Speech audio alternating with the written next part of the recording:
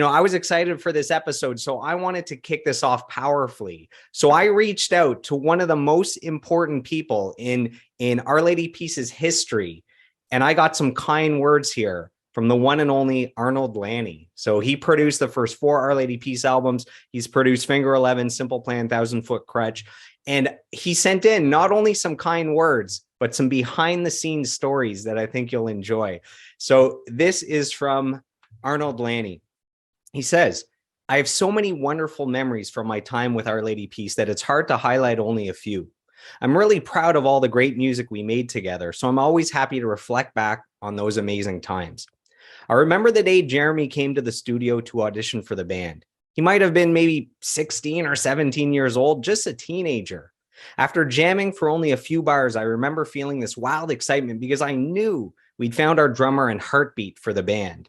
He was just pure joy and innocence, unbridled by convention. He loved to laugh and he loved drumming. We'd often talk about old jazz players and classic swing drummers, and I just remembered him having a beautiful old soul for such a young person. His youthful energy in the band was infectious and contagious. When we were doing pre-production for the record, sometimes things would get a little heated or tense, but Jeremy would always find a way to crack the guys up with a practical joke or a prank, and suddenly there'd be no more stress. He was a fun spirit, a glass half full type of kid. I also remember how much he loved baseball. So you mentioned this earlier. Him and the guys would pick up tennis balls, then go outside and start pitching some serious heat. They always had a bet riding on something, just hilarious. There'd be contests or competitions, like who could pitch the most strikes, who could tolerate the most pitches to their nuts. And then they'd start getting into even funnier outside stuff, like who could eat the grossest things without throwing up. They would always try to outdo each other with their craziest practical joke or prank, just constant crazy stuff. Honestly, in the beginning, it was a lot like a frat house. The whole time was like like the movie Animal House, just fun and nutty. I had the best time hanging out and working with all those guys. It was a privilege for me to be able to watch guys like Jeremy, who joined the band as a young teenager and then developed and evolved into a premier drummer. It was an awesome time. Anyway, that's all for now. It's been a while since I last saw Jeremy. I hope all is great in his life. Please give him my absolute best, and I wish you both good health and happiness. Bye for now, Arnold.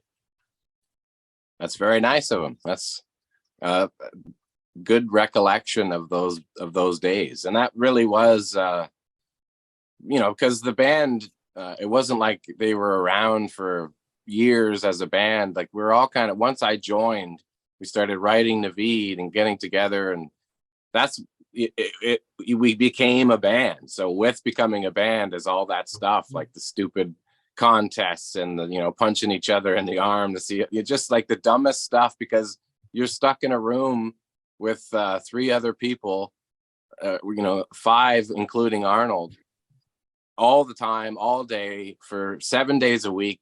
And when you're trying to do a record on a small budget, because Sony didn't give us the world, they just kind of gave us like a 7-album deal, but each of those albums, it started out as like not like kind of like indie records, as opposed to huge budgets compared to now, but back then not the amount where you can just block book a studio for 6 months and go in and enjoy yourself. So we tried to get as much done as we could, but we were also learning. And we were all first timers in the big idea of what an album would be. So there was a lot of learning going on, and there was a lot of stress and tension. So there was, constantly like a crock pot. Every day would heat up, and then it would have to blast off. And we came up with a lot of crazy ideas to get that combusting. You mentioned that was a 7-album deal. That's wild when you think that, usually a band puts out an album every 2 years, sometimes every 3 years. Like that's like a 15-year contract. So that's a big commitment. Well, at that time, if you think, it was, I guess, 1993.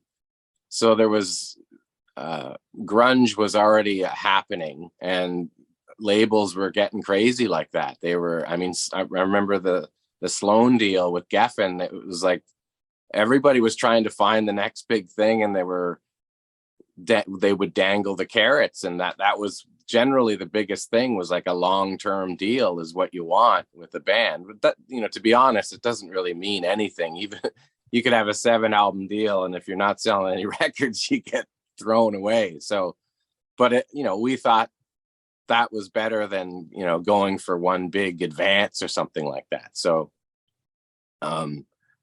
yeah, labels were crazy at that time.